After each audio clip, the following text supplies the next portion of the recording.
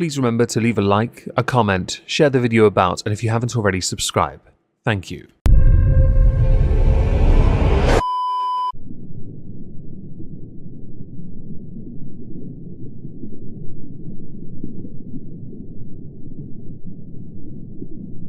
Well, isn't this just fantastic? Hello everyone, welcome to the exhibition of stupid people. Today we're going to start with Raygun, not Chris Raygun the YouTuber, no, Raygun the Australian breakdancer. At a recent Dragon Con, people turned up dressed as, well, her. In fact, you have a picture of it right here. It's quite spectacular really, isn't it? It gets better though. See, these people came prepared. They may have struck all the poses that are reminiscent of this iconic entry into the Olympic history, but they were also dancing to it in a reel shared to Instagram.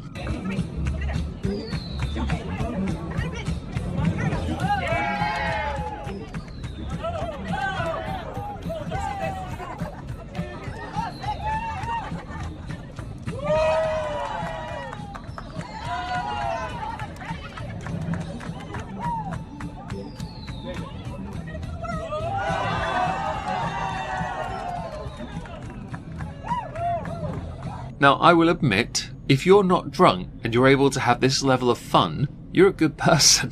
If you're drunk and doing this, you're even better. Now, it gets even better really for Raygun because recently she threw down with Richard Branson. It was covered by 9 News Australia, where she just did some vague dance moves. No, break dancing, those skills that pay the bills. No, just some middle-aged mom moves. The ones trying to act fly, right?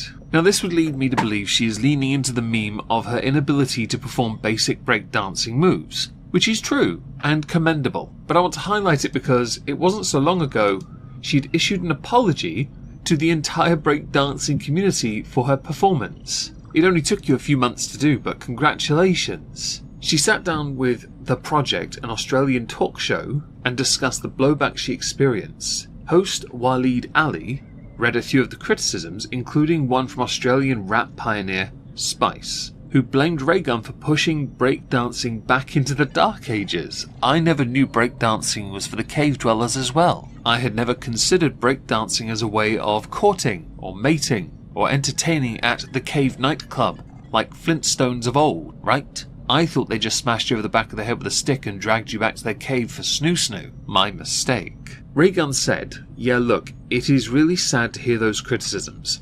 I'm very sorry for the backlash that the community's experienced, but I can't control how people react. Unfortunately, we just need some more resources in Australia for us to have a chance to beat world champions. Historically, unfortunately, we haven't had the best track record of winning world championships, so I don't think that's just on me." She also responded to conspiracies, including one that claimed her husband and coach rigged the selection process by saying the conspiracy theories were just awful. That was upsetting because it wasn't just people who didn't understand breaking and were just angry about my performance.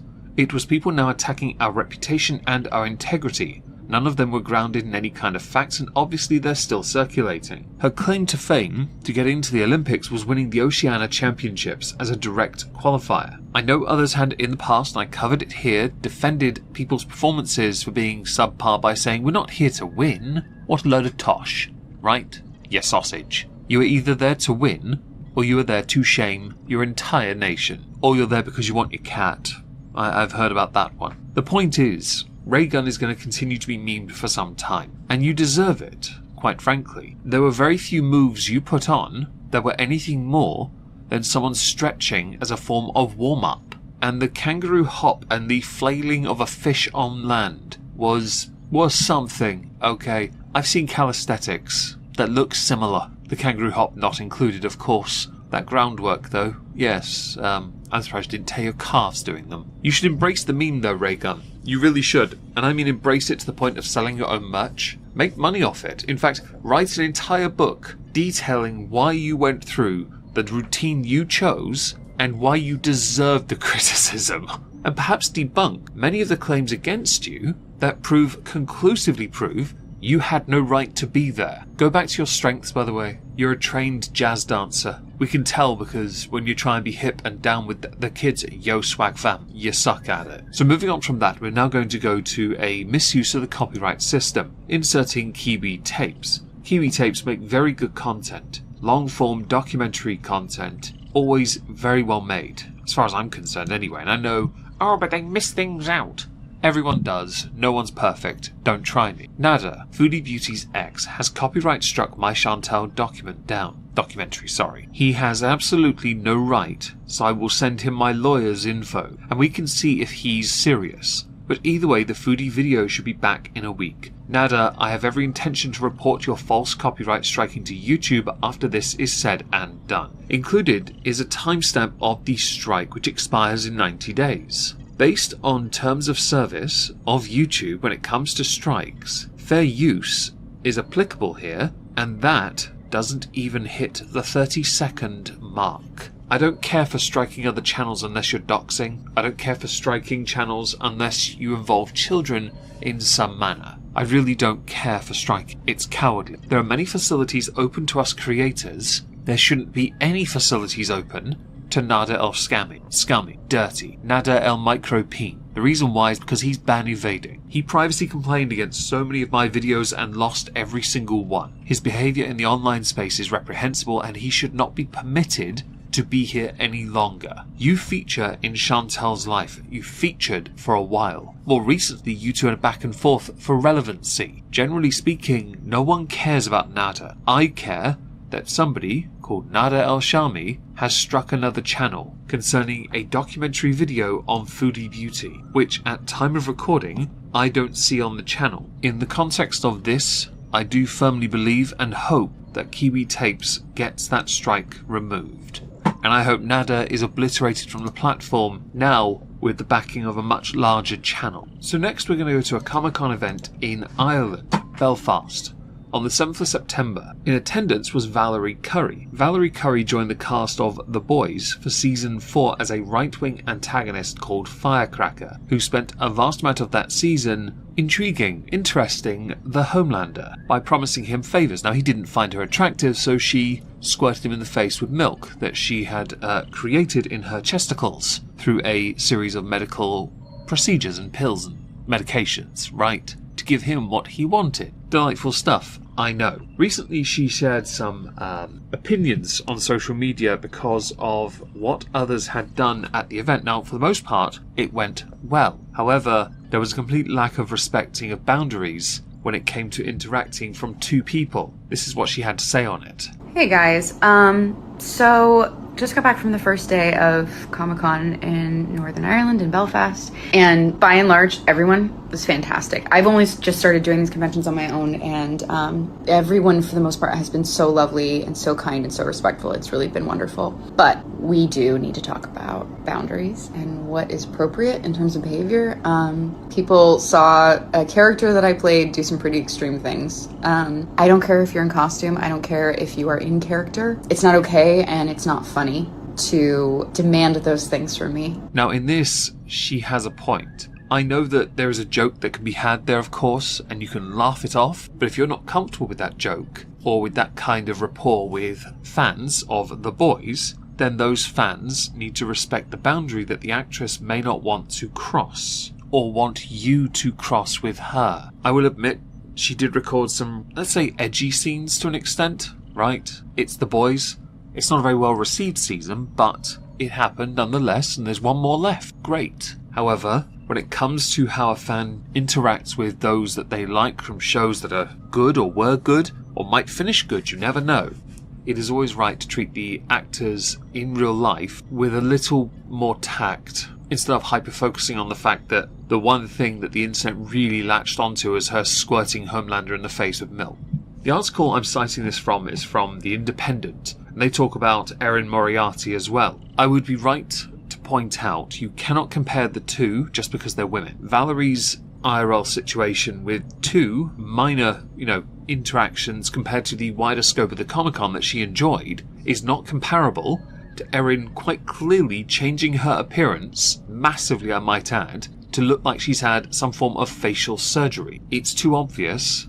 I know that it's been shut down by many people Or it's the, but she got older, no, her face got so skinny, it's almost Skeletor territory. Angles don't do her any favours. I think there was an accusation of Ozempic actually at one point as well. Please don't compare the two. Just because they're female does not mean they are the same. Moving on, we're going to do a couple honourable mentions. The first is to the woman who posted on TikTok a video of her washing chicken with soap. Now I get it, either you're a germaphobe and you think that's doing a good job, or you're wasting chicken for clicks. I'm inclined to believe the latter, because that's what social media is these days. Then again, it could also be, if you're American, to remove that weirdly chalky texture from your chicken, because it's low grade. There are third world countries that can't afford food and they still don't want your help. The second honourable mention goes to this person with this haircut. Now, in a tweet for this, they ask us to tell everyone what kind of haircut it is. It's the incel haircut. Sorry, the incel's incel haircut. I don't want to insult just incels here.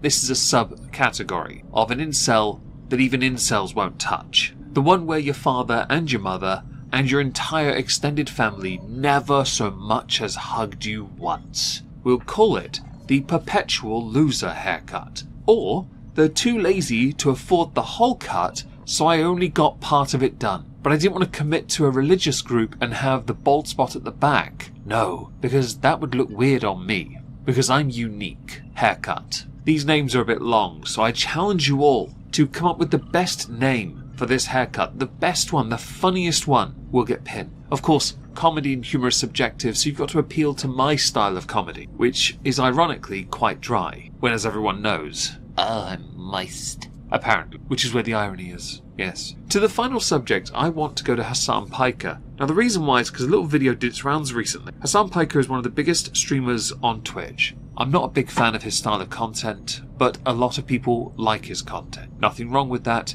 I think he's a champagne socialist and a hypocrite. He got kicked out of the DNC. He's a boring man. He's a very boring man. I've never seen somebody so animated yet simultaneously disengaged and bored in my entire life. His style of content, if he debates, centers around him not listening, just shouting you down, using loaded terms and questions to lead everyone to an answer he feels is correct, to try and guilt people and not appeal to the critical mind, but instead appeal to any other fallacy he can conjure up out of his rooty-tooty jacked up booty. And he is jacked up. He's a big boy. He does not get on well with the likes of, for example, Destiny, and that became quite a personality for him for quite some time. He used to mock Destiny for being in an open relationship. The next clip I'm about to show you might undo that slightly. Dating a porn star, like, did you care that she was f***ing other guys for work?